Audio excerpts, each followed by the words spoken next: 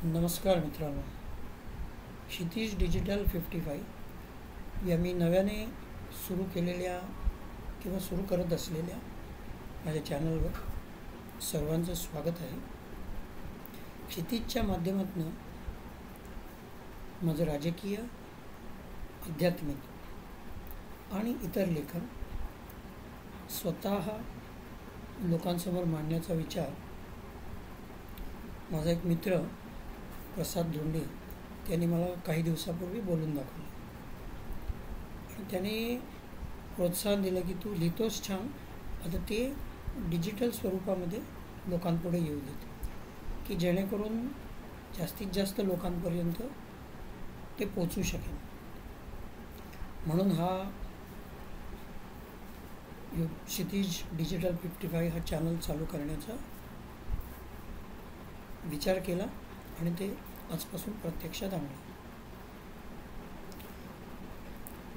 राजकीय वातावरण सध्या निवडणुकीची घोषणा झाली असल्यामुळे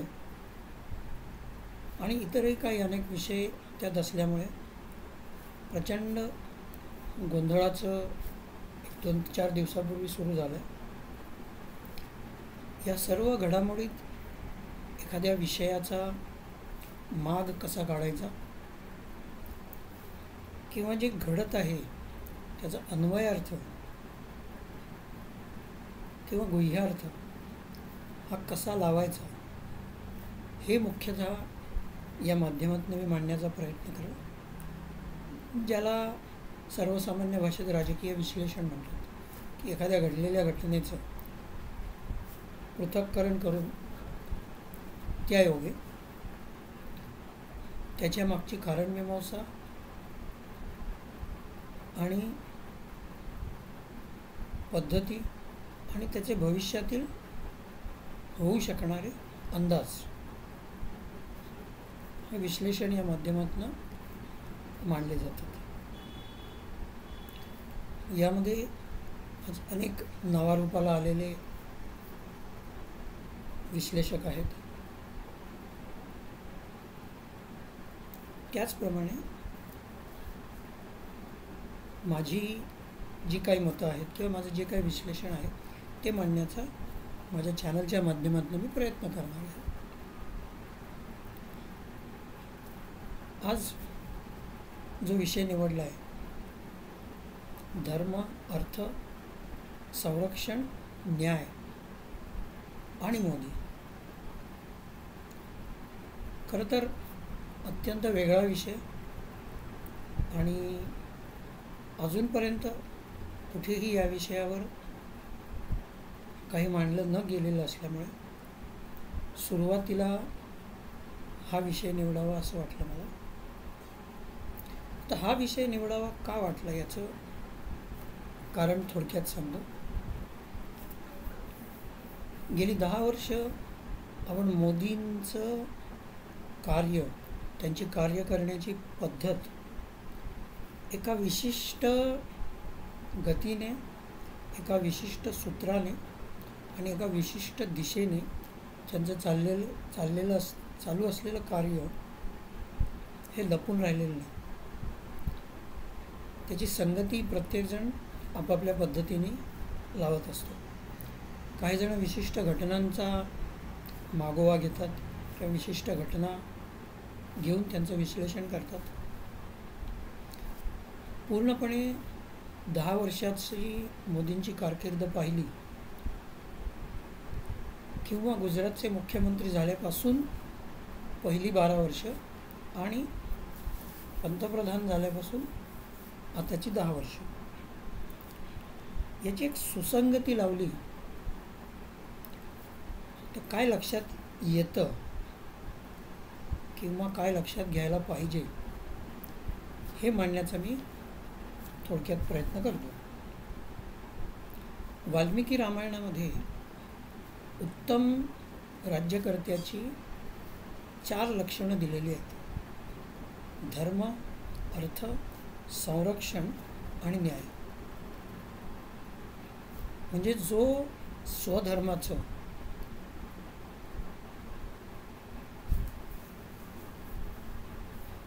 मूल्यमापन जगासमोर योग्य पद्धतीने मांडतो, आपल्या धर्माला एका विशिष्ट उंचीवर घेऊन जाण्याचा प्रयत्न करतो आणि भविष्यात होऊ शकणाऱ्या धर्मावरील हल्ल्यापासून आपल्या धर्माला कसं वाचवता येईल याची भविष्यकालीन योजनासुद्धा आज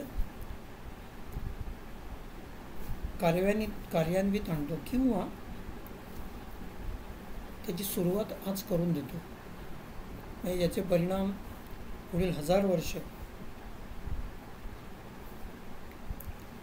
त्या धर्माच्या लोकांना किंवा त्या भूमीतल्या लोकांना अनुभवायला मिळतील, उपभोगायला मिळतील. या दृष्टीने जो राज्यकर्ता सतत प्रयत्नशील असतो आणि आपल्या धर्माची ध्वजा कोणत्याही परिस्थितीत, ज्याला आपण म्हणूया की मागे जाणार नाही, कमी पडणार नाही किंवा त्याला कुठल्याही प्रकारची क्षती जाणार नाही, यासाठी जाणीवपूर्वक जागृतीने प्रयत्न करतो. आपल्या धर्माची प्रतीकं असलेली देवस्थानं, आस्था केंद्र, आश्रम व्यवस्था, धर्ममार्तंडांनी स्थापन केलेल्या आश्रमांची व्यवस्था, धर्माचे जे धुरीण असतात किंवा ज्याला आपण म्हणूया पूर्वकाळात ज्यांनी धर्माची ध्वजा उंचावर नेलेली आहे त्यांचं स्मारक बांधून लोकांपुढे त्यांचा आदर्श राहावा आणि त्यांनी केलेलं कार्य लोकांपुढे राहावं, यासाठी जो जाणीवपूर्वक प्रयत्न करतो, आपल्या धर्मातील लोकांना जो उत्तम प्रकारे सांभाळतो, त्यांना एकत्र आणतो, त्यांच्या धर्मासंबंधीच्या जाणीवा जो जागृत करतो, वाल्मिकी ऋषींच्या मते तो सर्वात उत्तम राज्यकर्ता असतो. त्यानंतर दुसरा मुद्दा जो वाल्मिकी ऋषींनी एका उत्तम राज्यकर्त्याचं लक्षण म्हणून सांगितलं आहे तो म्हणजे अर्थ. अर्थात आपल्या राज्यातील प्रजेची आर्थिक स्थिती, देशाची आर्थिक उलाढाल, देशांतर्गत आणि आंतरराष्ट्रीय किंवा इतर राज्यांशी असलेली या देशाची आर्थिक गणितं जो प्रयत्नपूर्वक सुस्थापित होतील, सुस्थितीत येतील आणि त्याद्वारे देशाची आर्थिक उन्नती होऊन देशाची अर्थव्यवस्था संपूर्ण जगताच्या किंवा इतर राज्यांच्या किंवा राष्ट्रांच्या तुलनेमध्ये ती व्यवस्था अत्युत्तम राहील, यासाठी जो प्रामाणिक प्रयत्न करतो, आपल्या हाताखाली नेमलेल्या मंत्र्यांकडून त्या प्रकारचं काम करून घेतो. म्हणजे फक्त अर्थ खातं नाही तर त्या अर्थ खात्याशी संबंधित जेवढी खाती असतील त्या सर्व खात्यांच्या मंत्र्यांना त्यांच्या कार्यामध्ये एका विशिष्ट उद्देशाने, की ज्या सर्व उद्देशांचा शेवट आर्थिक उन्नती, सुबत्ता आणि आंतरराष्ट्रीय बाजारात देशाची आर्थिक पत उंचावणं या अंतिम उद्देशापर्यंत जाईल,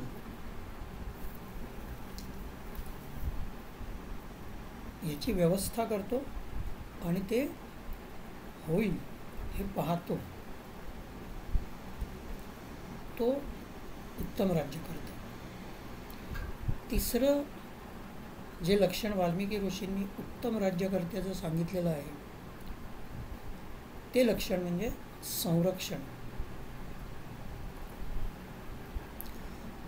आपल्या देशाला परकीय आक्रमणापासून वाचवणं,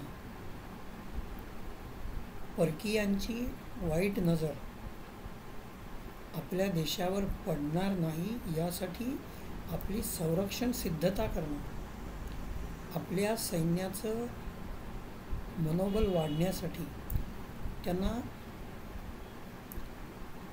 उत्तम प्रकारे वागणूक देऊन, त्यांना पुरेशी स्वायत्तता देऊन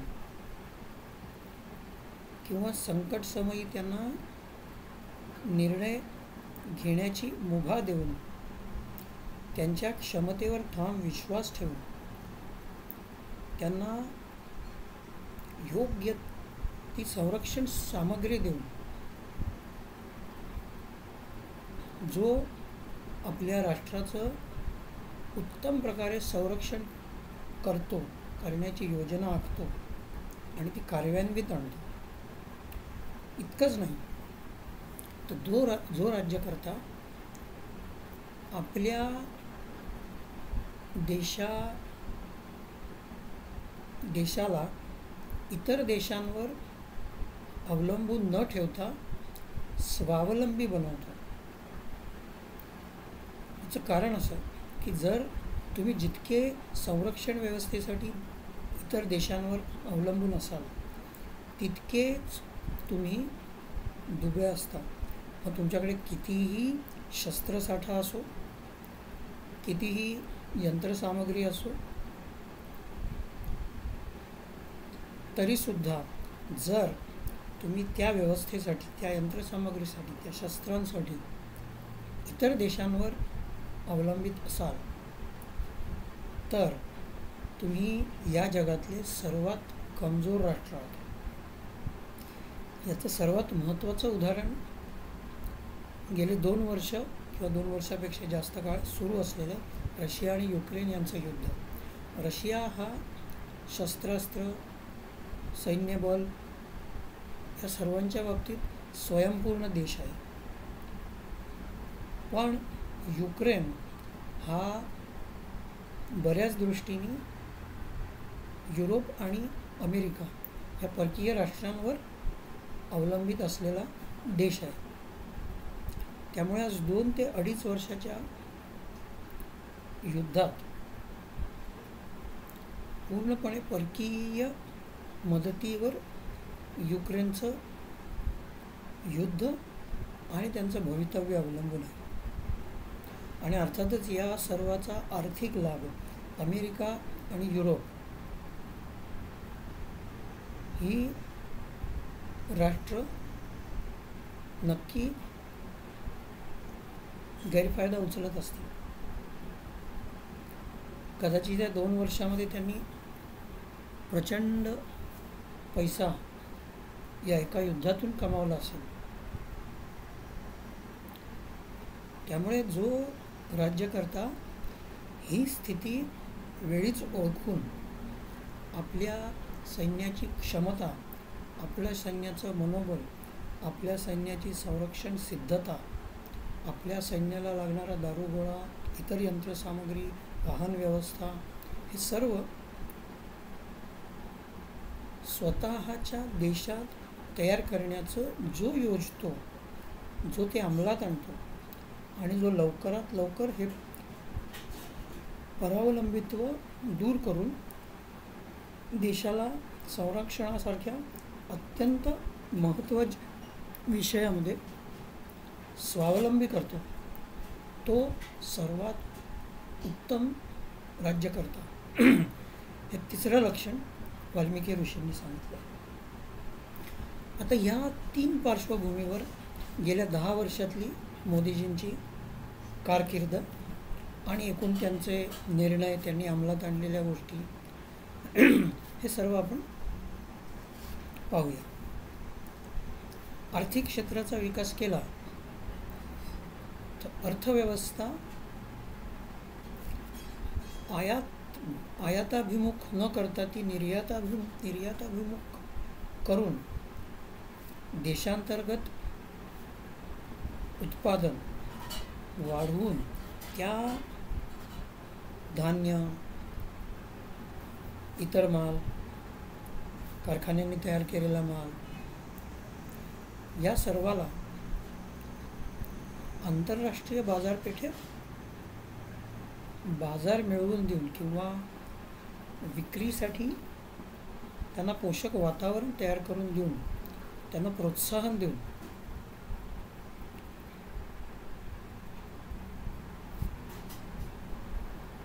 उत्तम प्रकारे देशाला किंवा देशाची अर्थव्यवस्था बांधण्याचं काम गेल्या 10 वर्षात मला वाटतं 2 अर्थमंत्र्यांच्या माध्यमातून स्वर्गीय अरुण जेटली आणि आताच्या निर्मला सीतारामन यांच्या माध्यमातून मोदींनी करवून आणलेलं आहे. देशाच्या अर्थव्यवस्थेला आत्मनिर्भर भारत या माध्यमातून स्टार्टअप्सच्या माध्यमातून येथील लघु मध्यम सूक्ष्म लघु आणि मध्यम उद्योगांना आर्थिक पाठबळ देऊन त्यांच्यासाठी कर्जाची व्यवस्था सुलभ करून मोदीजींनी जे एक प्रकारे उत्तम औद्योगिक वातावरण निर्माण केलेलं आहे, मला असं वाटतं त्याची जी फळं आहेत किंवा त्याचे जे परिणाम आहेत, चांगले परिणाम म्हणूया, ते आता दिसायला सुरुवात झालेले आहेत. आणि गेल्या 10 वर्षात त्यांनी त्याची बीजं पेरली. स्वतःच्या कारखान्यांना स्वतःसाठी लागणारा पैसा, यंत्रसामुग्री, कच्चा माल आणि पुरेशी कामगार व्यवस्था किंवा मनुष्यबळ म्हणूया, हे याच ठिकाणी उपलब्ध होईल. या दृष्टीने सर्व पूरक गोष्टी मोदीजींनी गेल्या 10 वर्षातल्या अर्थनियोजनाच्या माध्यमातून, 10 वर्षातल्या बजेट्सच्या माध्यमातून कार्यान्वित करत घडवून आणलेल्या आहेत. मला असं वाटतं 2014 सालापर्यंत ज्या देशामध्ये फक्त 2 स्टार्टअप होते, आज तिथे 100पेक्षा जास्त स्टार्टअप यशस्वीपणे कार्यान्वित आहेत.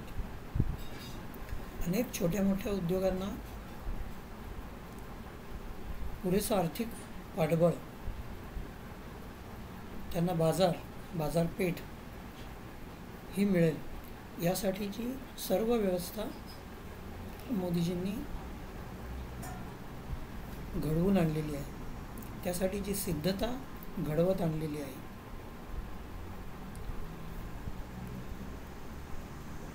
छोट्या आणि मध्यम आकाराच्या उद्योगांना बँकेत सहज विनातारण 10 लाखापर्यंतचं कर्ज उपलब्ध होईल याची देखील व्यवस्था बँकांच्या माध्यमातून, बजेटच्या माध्यमातून, उद्योग खात्याच्या माध्यमातून आज 10 वर्षामध्ये घडवून आणलेली आहे. त्याचे उत्तम प्रकारचे परिणाम आज देशाला समोर दिसत आहेत. अनेक क्षेत्रामध्ये आज देश मेक इन इंडिया या कन्सेप्टमध्ये यशस्वी झालेला आहे. 2014पर्यंत एक काळ होता की मेड इन चायना कंपनीचे मोबाईल देश वापरत होता. आज मेड इन इंडिया कंपनीचे मोबाईल निर्यात केले जातात. म्हणजे या देशातले नागरिक ते मोबाईल वापरतातच, पण इतर देशांना सुद्धा आपण ते मोबाईल निर्यात करतो. अर्थव्यवस्थेमध्ये देशाची जी GDP टक्केवारी आहे ती सर्व जगात अत्युत्तम म्हणजे 7.2% माझ्या अंदाजाने आहे. आणि जागतिक बँकेने पुढल्या आर्थिक वर्षासाठी म्हणजे येऊ घातलेल्या आर्थिक वर्षासाठी 7.8% ती अर्थव्यवस्था असेल, भारताची अर्थव्यवस्था असेल असा अंदाज व्यक्त केला आहे. हे सर्व अंदाज जे व्यक्त केले जातात विशेषतः आंतरराष्ट्रीय स्तरावर, ते कुठल्याही प्रकारच्या इन्फ्लुएन्सनी किंवा मार्केटिंगनी केले जात नाहीत. त्यासाठी पुरेसा अभ्यास करण्याची क्षमता असलेली तज्ज्ञ त्या संस्थेकडे, फक्त जागतिक बँक नाही तर वेगवेगळ्या आर्थिक सर्वेक्षण संस्था आहेत, त्या सर्वांकडे ही व्यवस्था असते. आणि एखाद्या देशाचा चालू आर्थिक वर्षातला प्रत्येक क्वार्टरचा अभ्यास करून वर्ष संपताना त्या वर्षाचा आणि पुढील वर्षाचा अंदाज हा व्यक्त केला जातो. त्यामुळे या पार्श्वभूमीवर आणि या तज्ज्ञ मंडळींच्या माध्यमातून झालेल्या अभ्यासाने जेव्हा पुढील आर्थिक वर्षाचं ची आकडेवारी ही 7.5 ते 7.8च्या दरम्यान सांगितली जाते टक्केवारी, त्यावेळेला नक्कीच ही स्तुत्य आकडेवारी आहे. आणि त्याला निश्चितपणे गेल्या 10 वर्षातली आर्थिक धोरणं, अनेक गोष्टींना दिलेलं आर्थिक प्रोत्साहन, पैशाचं पाठबळ, जे गेल्या 10 वर्षातलं इन्फ्रास्ट्रक्चर, रस्ते आणि दळणवळण व्यवस्था मोदीजींनी नितीन गडकरी यांच्या खात्याच्या माध्यमातून पद्धतशीरपणे राबवली, त्या सर्वाचं फलित स्वरूप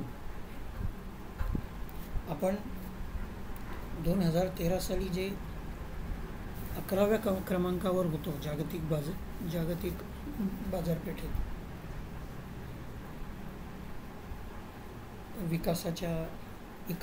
विकसनशील देशांच्या यादीत किंवा विकसित देशांच्या यादीत, त्यामध्ये आपण आज 5व्या नंबरला गेलो. हे मोदींच्याच दूरदृष्टीचं, धोरणांचं आणि त्यांनी त्यांच्या हाताखालच्या मंत्रिमंडळाकडनं करवून घेतलेल्या विविध योजनांचं फलित स्वरूप आहे. हे सांगण्यासाठी कुठल्याही ज्योतिषाची आवश्यकता नाही. अर्थकारणाचा किंवा आर्थिक बाजूचा किंवा देशाच्या आर्थिक स्थितीचा आज विचार केला तर निश्चितपणे देशाची आर्थिक स्थिती 10 वर्षाच्या तुलनेत क्रांतिकारकरित्या विकसित झालेली आहे. मला वाटतं नुकत्याच प्रकाशित झालेल्या आकडेवारीप्रमाणे जवळपास 25 करोड जनता ही दारिद्र्य रेषेच्या वर आलेली आहे. म्हणजे त्यांची गरिबी ही दूर करण्यात मोदी सरकार यशस्वी झालेलं आहे. त्यामुळे आर्थिक दृष्टीने विचार केला तर नक्कीच मोदी सरकार हे उत्तम राज्यकर्ता या लक्षणामध्ये चांगल्या मार्काने पास होतो. दुसरं लक्षण संरक्षणाच्या क्षेत्रात आपण मगाशी बघितल्याप्रमाणे देशाला स्वावलंबी केलं.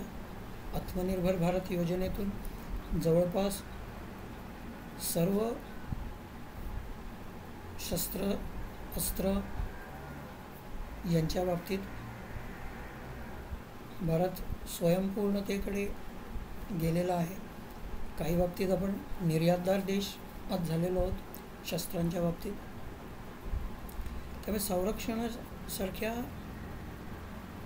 गुंतागुंतीच्या आणि नाजूक विषयामध्ये जी आधीच्या 60-70 वर्षामध्ये अनेक बाबतीत हेळसांड झाली होती किंवा चुकीच्या पद्धतीने आपलं संरक्षणविषयक धोरण हाताळलं होतं,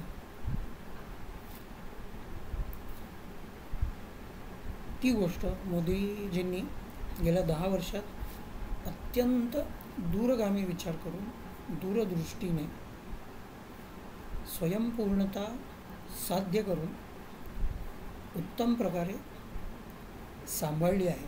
नव्हे पुढल्या 1000 वर्षाचा विचार करून आपल्या संरक्षण दलाची व्यवस्था मोदीजींनी सिद्ध केली आहे. त्यामुळे त्या विषयासंदर्भात किंवा त्या लक्षणाच्या संदर्भात सुद्धा मोदी सरकारला निश्चितच खूप वरचे मार्क्स द्यावे लागतील. तिसरं लक्षण जे वाल्मिकी ऋषींनी उत्तम राज्यकर्त्याचं सांगितलं आहे ते म्हणजे धर्म. मोदीजींनी आधीच्या कोणत्याही पंतप्रधानांशी जर तुलना केली तर गेल्या 10 वर्षात मोदीजींनी वाराणसीमध्ये बनलेला कॉरिडॉर, उज्जैनला महाकाल येथे पूर्ण झालेला कॉरिडॉर, त्यानंतर अनेक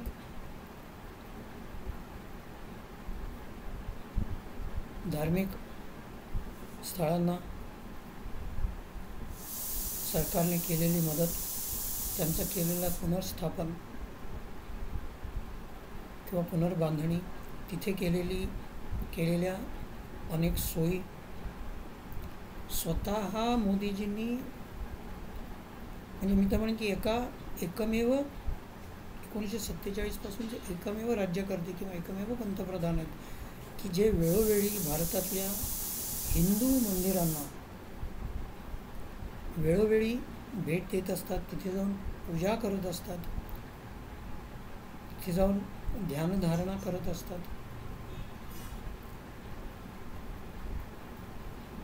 श्रीराम मंदिराची जवळजवळ 550 वर्षाची मागणी न्यायालयाचा अडसर दूर झाल्यानंतर किंवा न्यायालयाचा निकाल आल्यानंतर ज्या गतिमान पद्धतीने पूर्ण करण्यात आली आणि 22 जानेवारी 2024ला श्रीरामलल्लाची जी प्रतिष्ठापना करण्यात आली, प्राणप्रतिष्ठा जी करण्यात आली, मला असं वाटतं ते एक अभूतपूर्व कार्य, मोदींच्या शिरपेचात मानाचा तुरा खोवणारं असं कार्य आहे असं माझं म्हणणं आहे. आणि याला बहुतेक सर्व लोक नक्की ॲग्री करतील.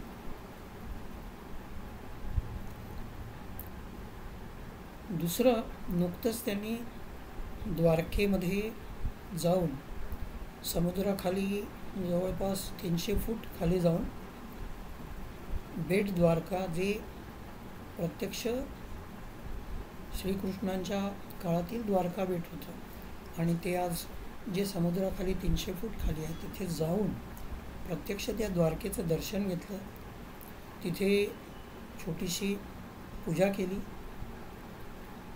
ध्यान केलं. त्यातून मला असं वाटतं की एक संदेश त्यांनी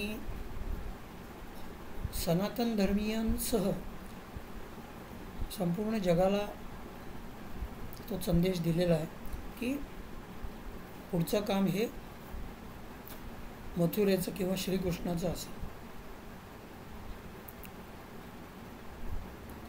त्यानंतर कैलास मानसरोवरला जाण्यासाठी जी व्यवस्था सध्या चीन या देशामधून आहे, तिथे जाण्याची गरज इथल्या भक्तांना आवश्यकता लागू नये म्हणून भारतातून जाण्याचा जो मार्ग विकसित करण्यात आलेला आहे किंवा करण्यात येत आहे, ज्याला बनवण्यात एक खूप मोठी उपलब्धी किंवा मोदींनी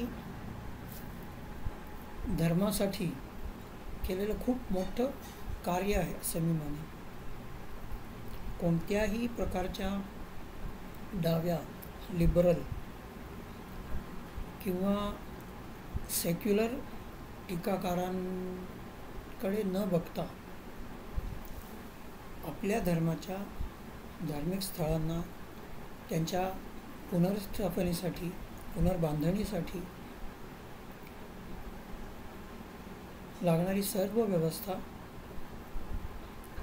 करून देऊन ते कार्य योजनाबद्ध वेळेमध्ये घडवून आणण्याचं जे कार्य मोदींनी हाती घेतलं आहे, मला असं वाटतं राज्यकर्ता म्हणून धर्माच्या स्थापनेचं, धर्माची ध्वजा वर नेण्याचं आणि जगामध्ये धर्माची ध्वजा उन्नत करण्यासाठी असलेलं एक उत्तम राज्यकर्त्याचं लक्षण हे मोदींमध्ये आहे, हे नक्की. आता 3 लक्षणं बघितल्यानंतर चौथं जे लक्षण वाल्मिकी ऋषींनी सांगितलं आहे, धर्म, अर्थ, संरक्षण आणि न्याय. आता चौथ्या व्यवस्थेच्या बाबतीमध्ये आत्तापर्यंतच्या केलेल्या कार्यामध्ये जवळजवळ 1,500 जुने ब्रिटिशकालीन कायदे जे अनुचित होते किंवा जे अनावश्यक होते ते दूर करून GST सारखा एक सुटसुटीत आणि जवळपास 10 ते 15 कायद्यांना रिप्लेस करणारा कायदा आणून आणि आज 2017 जुलै ते 2024 एक 2-3 महिनेच बाकी आहेत आता, तर जवळजवळ 7 वर्ष यशस्वीपणे तो राबवेल आणि त्यामध्ये असलेल्या सुरुवातीच्या त्रुटी कालांतराने दूर करत करत एक उत्तम कर प्रणाली देशालाच नव्हे तर जगाला देण्याचं काम मोदीजींनी केलं आहे. न्यायव्यवस्थेमध्ये दुसरा मुद्दा आपण बघितला तर आता 1 जुलै 2024 पासून येऊ घातलेले आणि IPC Indian Pinal code, CRPC म्हणजे क्रिमिनल प्रोसिजर कोड आणि इंडियन एव्हिडन्स ॲक्ट यांना रिप्लेस करून त्या जागी येत असलेले 3ही कायदे हे या मातीचा विचार केलेले, आधीचे ब्रिटिशकालीन कायद्यांच्या त्रुटी, त्या कायद्यातील पळवाटा आणि त्या कायद्यातील कमजोरी किंवा कमतरता असलेल्या व्यवस्था पूर्ण दूर करून या मातीशी जुळणारे, या मातीशी निगडीत कायदे तयार करण्याचं काम, खूप मोठं काम अमित शहांच्या माध्यमातून मोदींनी करवून घेतलेलं आहे. या तीनही कायद्यातील तरतुदी पाहिल्या तर न्यायव्यवस्था त्यातून बळकट होईलच, पण जे अनेक गोष्टींमध्ये, अनेक कायद्याच्या कलमांमध्ये पोलीस किंवा या देशांतर्गत संरक्षण करत असलेली व्यवस्था जे बांधले जातात निव्वळ कायद्यातील पळवाटा, कायद्यातील तरतुदींमुळे, त्या सर्व पळवाटा सील करून पोलीस दलाला संरक्षण व्यवस्थेला उत्तम कायदे देऊन त्याच वेळी कोणावरही अन्याय होणार नाही याची व्यवस्था पाहणारे 3ही कायदे 1 जुलैपासून अंमलात येत आहेत. आता उत्तम न्याय देण्याच्या दृष्टीने तिसरी जी व्यवस्था आहे ती म्हणजे न्याय प्रणाली. त्या दृष्टीने मोदींच्या एका वाक्याचा जे त्यांनी नुकतंच 2-3 महिन्यापूर्वी एका सभेत किंवा संसदेमध्ये मांडलं होतं, नक्की आठवत नाही मला, की 2024 ते 2029 या कार्यकाळामध्ये म्हणजेच माझ्या 3ऱ्या टर्ममध्ये लोकांच्या ज्या बाकी राहिलेल्या अपेक्षा आहेत त्या नक्की पूर्ण केल्या जातील. आता यातला एक ज्याला आपण म्हणूया की काही भाग या नवीन 3 कायद्यांमध्ये मोदींनी पूर्ण केलेला आहे की न्यायदानाला प्रत्येक पायरीवर विशिष्ट दिवसांची, माझ्यामध्ये 90 दिवसांची मर्यादा घालून न्याय प्रक्रिया जी विलंबाने होते आणि खूप वेळेला justice delayed is justice denied असं खेदाने म्हटलं जातं, म्हणजे न्याय मिळूनसुद्धा त्या न्यायाचा उपयोग न्याय मिळणाऱ्याला होऊ शकत नाही. त्या दृष्टीने ती व्यवस्था दूर करण्याच्या दृष्टीने या नवीन 3 कायद्यांमध्ये जी तरतूद केलेली आहे त्या सकट मी आत्ता जे वाक्य तुम्हाला सांगितलं त्याचा दूरगामी किंवा गहन अर्थाने विचार केला तर न्यायव्यवस्थेत उचित, योग्य ते, आवश्यक ते बदल नक्की घडतील हा माझा अंदाज आहे. ते काय असतील, कोणते असतील, आत्ताची प्रणाली कशा प्रकारे न्यायदानाच्या दृष्टीने परिवर्तित केली जाईल हे आज काहीच सांगता येणार नाही. पण एक मात्र नक्की की ज्या ज्या गोष्टींमुळे न्यायप्रक्रिया लांबते किंवा फिर्याद करणाऱ्याला न्याय मिळूनसुद्धा न्याय मिळाला नाही अशी एक भावना तयार होते प्रत्यक्ष न्याय मिळण्याच्या वेळेपर्यंत, ते दूर करण्याच्या दृष्टीने मोदी सरकार नक्की पुढच्या 5 वर्षात काही व्यवस्था नक्की करेल हा माझा अंदाज आहे. म्हणजे या 4ही लक्षणांचा जर विचार केला जी वाल्मिकी ऋषींनी उत्तम राज्यकर्त्याची सांगितलेली आहेत, त्या 4ही लक्षणांवर गेल्या 10 वर्षातली मोदी सरकारची कामगिरी पाहिली तर मोदी सरकार स्वतः व्यक्तिगत दृष्ट्या मोदी हे नक्कीच उच्च श्रेणीने उन्नत होतात किंवा उत्तीर्ण होतात असं म्हणायला काहीही हरकत नाही समाजामध्ये. त्यामुळे गेल्या 10 वर्षातली मोदीजींची राज्याची कारकीर्द ही एका उत्तम राज्यकर्त्याची नक्कीच आहे आणि ती रामायण काळापासून किंवा वेदकाळापासून प्रचलित असलेल्या धर्म, अर्थ, संरक्षण आणि न्याय या 4ही लक्षणांवर योग्य प्रकारे ताऊन सुलाखून निघतं असं मी ठामपणे सांगू इच्छितो.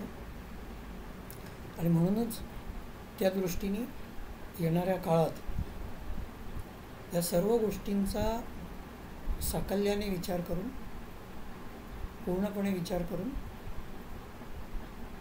आपण त्या दृष्टीने